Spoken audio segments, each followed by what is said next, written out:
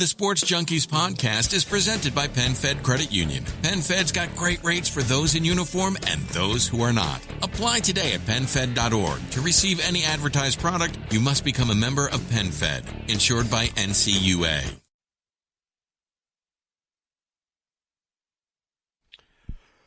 Welcome back, Junkies on 106.7 The Fan. We are live on NBC Sports Washington, brought to you by our friends at Crop Metcalf. They are the official heating and cooling company of the Junkies, looking to be their next 5-star HVAC technician or plumber. Visit cropmetcalf.com to join their team. You know, the last couple of days we've mentioned NBA Top Shot, and I have a buddy. He's a listener of the show. He's not a huge sports fan, but he's gotten into kind of all these make money schemes from – crypto to NBA Top Shot. And he made like $500 on a Top Shot in 2 days. Mm-hmm. So he knows that we were talking about it. And so he sent me one. He said, I got to create my account, but I will be the proud owner today of Alonzo Ball jump shot. For how much? Does he actually make it? That would be a real valuable Top Shot. It looks like it's a 3-ball. Mm-hmm. But, I mean, it's the most nondescript play I've ever seen. We've talked about this phenomenon, but we'll see if I make some money. So I'll have a Alonzo Ball jumper. How much did you pay for it? I haven't paid. He said, I don't quite understand it. Look, you're doing your commercial break film study. He sent this to me during the commercial break, and he just said, congrats, got you a present. You're a proud owner of this. And then I looked at it, and it's Alonzo Ball hitting a jumper. And then is he just going to give it to you? It says $39 of $40, so maybe he got it in a pack. I don't know. Okay. So how much is it worth? How does he give create it to a Top Shot account, and I'll send it to you. Oh, okay. So I guess I'm not the official owner yet, but he's going to ship that to me. That's you his will gift. be. You will be You're soon. going to ship it. Well, you're going to get addicted to this. Watch. No, I don't It'll think be so. Lonzo. It'll be LaMelo. Yeah, but you Melo's love the got Ball more family. expensive. You love them so much. Didn't you say that he flipped that one for like $500? Yeah. The next day? A Nubby Macau Bridges. Or Michael Bridges. I don't even know how to pronounce I think it's his name. McHale. I don't even know. I said McHale the first time, and I McHale. think you guys scoffed at me, and then I heard Jason call him Michael. I don't know. No, I didn't call him I Michael. called him Michael. Oh, Cakes called him Michael. Sorry. Definitely not Michael. Right. Well, anyway, I'm fascinated by it. I'm almost interested in buying a few packs, but apparently you can't get the packs. That's the problem, right? Right, you get in line now. You can get a pack in like 2028. I'm telling you, I think I signed up for it. I signed up. I'm on the waiting list for the UFC version whenever that comes out. You're on the waiting list. Yes. Could it come out imminently? Like, could it be I'm like not today or sure. tomorrow? I mean, it's not I'm like not they have to sure. go to the manufacturer and print them out and you know what I mean? I don't know how it works, but I'd be butt-sized if I get a Chuck Liddell knockout. Right, but you need Old a man. but you need a low serial number, right? Right. Isn't that also the case? So confusing. It's Maybe very I get confusing. Cakes. Maybe I get a Adesanya rear naked choke.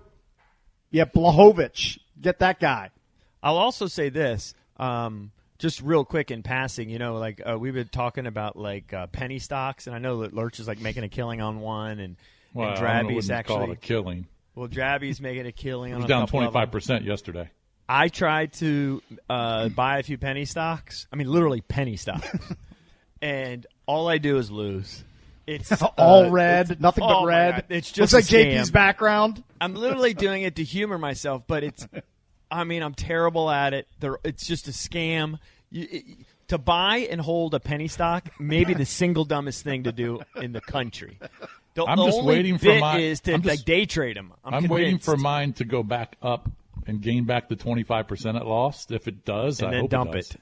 And then I'll sell it, yeah. You should dump it now because you're already way up. Because I watch these things, they will plummet with the quickness. It's got to bounce back from where it is now. Keep buying penny stocks. I like blue chippers. I like the No, blue I know, chippers. but I've just got for blue fun. chippers too. Yeah, just for fun, like out of boredom. It's like instead of using it on, you're betting on a Wizards, Right. Just buy 10,000 shares or something for a penny, and just,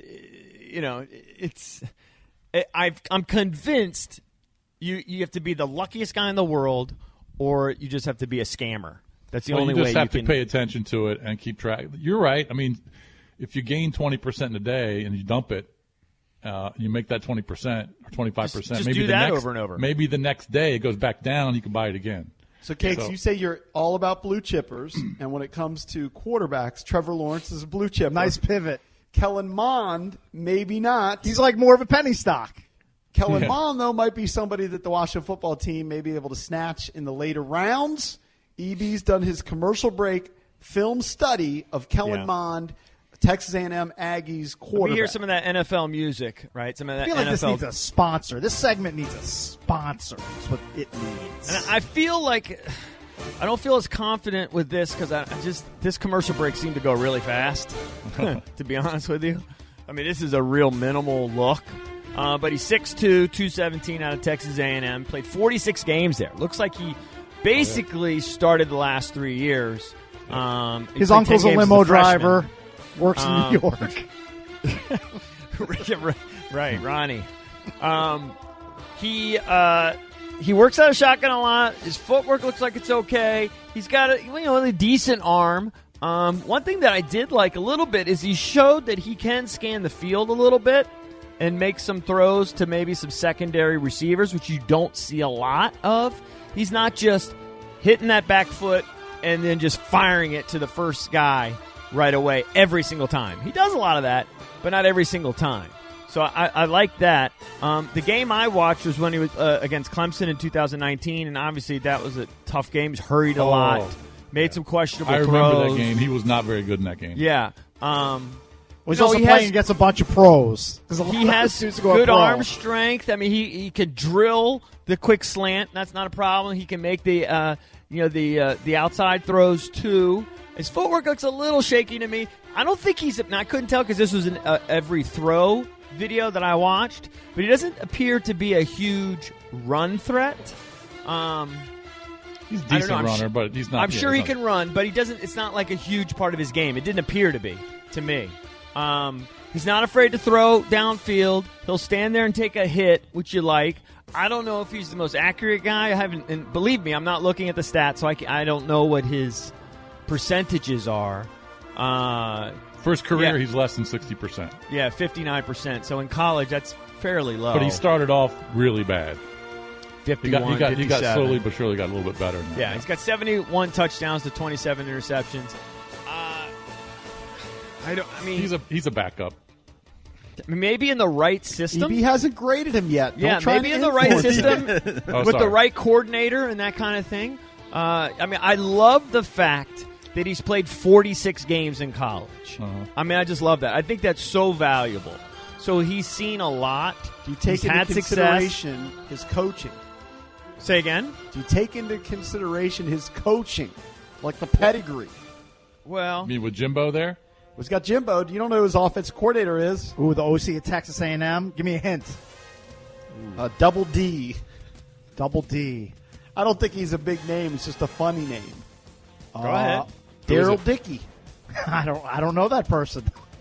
Am I supposed to know Daryl? I remember Lynn Dickey. Wasn't he a quarterback back in the day? Yeah, for the Packers. For the Packers? Was that his name, Lynn Dickey? Yeah, yes, correct. Maybe Daryl Dickey is his boy. I have no idea. Do you know anything about Daryl Dickey, or you just like his name, Jake? No, I just think it's a funny name. Yeah. So anyway, I need a review, though, Valdez, of my grades.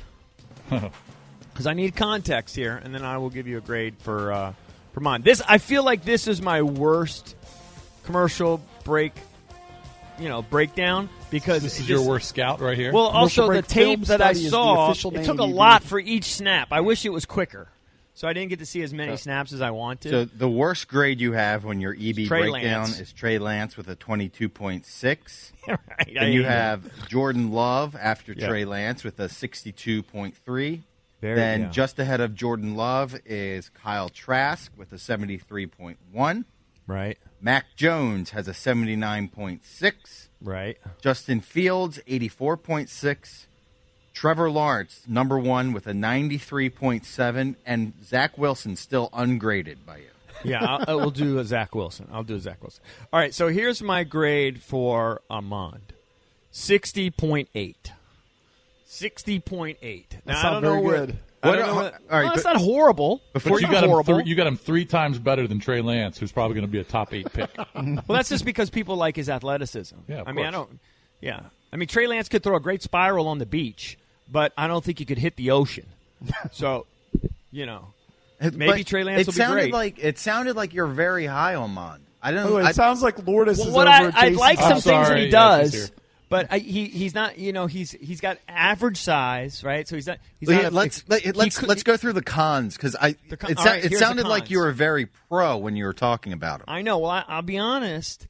I didn't see as many plays in that commercial break as I wanted because the clips weren't edited great. Oh, okay. It's like I they was were asleep at long, the switch. and then they were showing replays of them. I didn't want to see a replay. I just wanted to see each one time, and so I didn't get as many clips as I wanted.